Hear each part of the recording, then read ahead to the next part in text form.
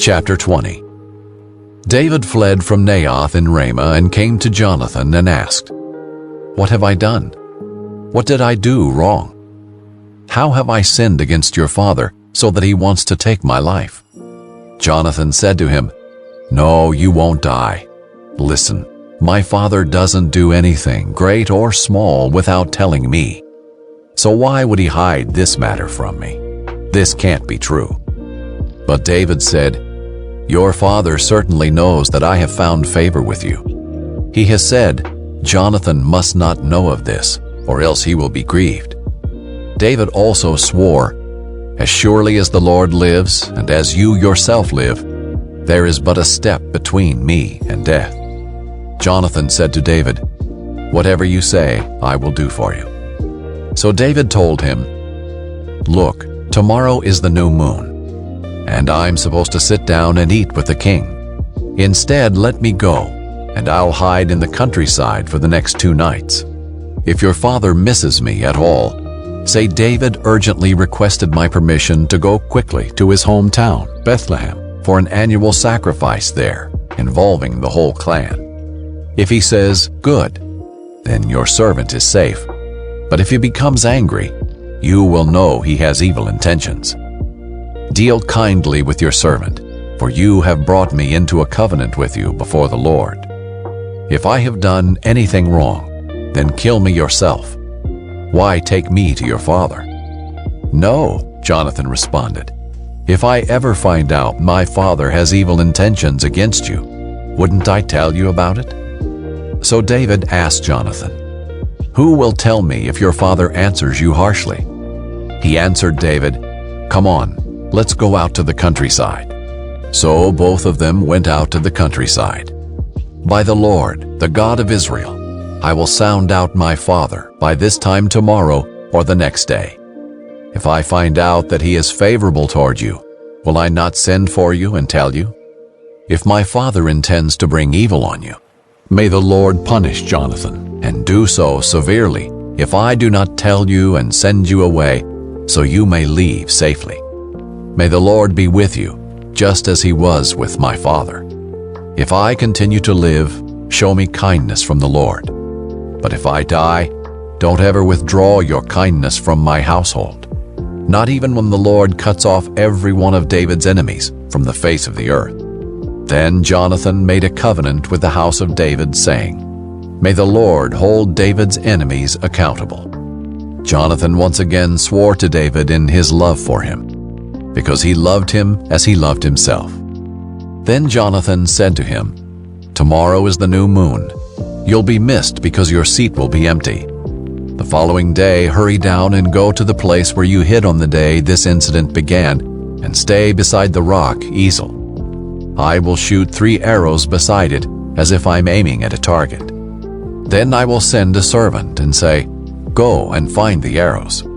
Now if I expressly say to the servant, 'Look, the arrows are on this side of you, get them,' then come, because as the Lord lives, it is safe for you, and there is no problem. But if I say this to the youth, 'Look, the arrows are beyond you,' then go, for the Lord is sending you away.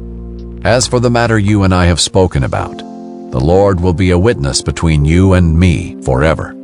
So David hid in the countryside. At the new moon, the king sat down to eat the meal. He sat at his usual place on the seat by the wall. Jonathan sat facing him, and Abner took his place beside Saul, but David's place was empty. Saul did not say anything that day because he thought, "Something unexpected has happened.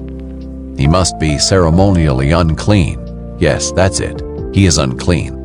However, the day after the new moon, the second day, David's place was still empty, and Saul asked his son Jonathan, "Why didn't Jesse's son come to the meal, either yesterday or today?" Jonathan answered, "David asked for my permission to go to Bethlehem. He said, 'Please let me go, because our clan is holding a sacrifice in the town, and my brother has told me to be there. So now, if I have found favor with you, let me go so I can see my brothers.' That's why he didn't come to the king's table." Then Saul became angry with Jonathan and shouted, you son of a perverse and rebellious woman. Don't I know that you are siding with Jesse's son to your own shame and to the disgrace of your mother? Every day Jesse's son lives on earth. You and your kingship are not secure. Now send for him and bring him to me. He must die." Jonathan answered his father back, "Why is he to be killed? What has he done?" Then Saul threw his spear at Jonathan to kill him. So he knew that his father was determined to kill David. He got up from the table fiercely angry and did not eat any food that second day of the new moon, for he was grieved because of his father's shameful behavior toward David. In the morning, Jonathan went out to the countryside for the appointed meeting with David. A young servant was with him. He said to the servant, "Run and find the arrows I'm shooting." As the servant ran, Jonathan shot an arrow beyond him. He came to the location of the arrow that Jonathan had shot, but Jonathan called to him and said, "The arrow is beyond you, isn't it?" Then Jonathan called to him, "Hurry up and don't stop." Jonathan's servant picked up the arrow and returned to his master. He did not know anything. Only Jonathan and David knew the arrangement. Then Jonathan gave his equipment to the servant who was with him and said, "Go, take it back to the city." When the servant had gone, David got up from the south side of the stone easel, fell face down to the ground, and paid homage 3 times. Then he and Jonathan kissed each other and wept with each other, though David wept more.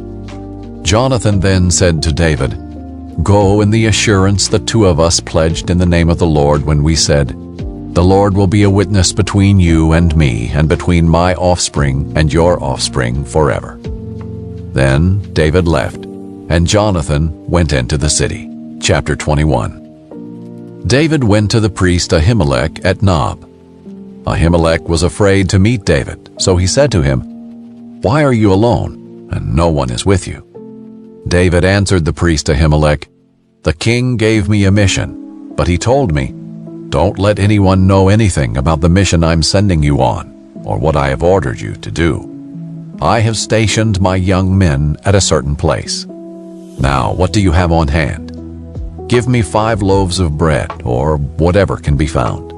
The priest told him, "There is no ordinary bread on hand. However, there is consecrated bread, but the young men may eat it only if they have kept themselves from women." David answered him, "I swear that women are being kept from us, as always when I go out to battle. The young men's bodies are consecrated even on an ordinary mission, so of course their bodies are consecrated today."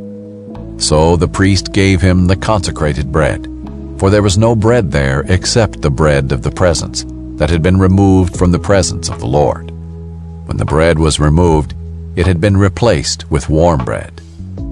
One of Saul's servants, detained before the Lord, was there that day. His name was Doeg the Edomite, chief of Saul's shepherds. David said to Ahimelech, "Do you have a spear or sword on hand?" "I didn't even bring my sword or my weapons, since the king's mission was urgent." The priest replied, "The sword of Goliath the Philistine, whom you killed in the valley of Elah, is here, wrapped in a cloth behind the ephod. If you want to take it for yourself, then take it, for there isn't another one here." "There's none like it," David said. "Give it to me." David fled that day from Saul's presence and went to King Achish of Gath. But Achish's servants said to him, "Isn't this David, the king of the land? Don't they sing about him during their dances? Saul has killed his thousands, but David his tens of thousands." David took this to heart and became very afraid of King Achish of Gath. So he pretended to be insane in their presence. He acted like a madman around them, scribbling on the doors of the city gate and letting saliva run down his beard. "Look, you can see the man is crazy," Achish said to his servants. "Why did you bring him to me? Do I have such a shortage of crazy people that you brought this one to act crazy around me? Is this one going to come into my house?" Chapter 22. So David left Gath and took refuge in the cave of Adullam. When David's brothers and his father's whole family heard, They went down and joined him there.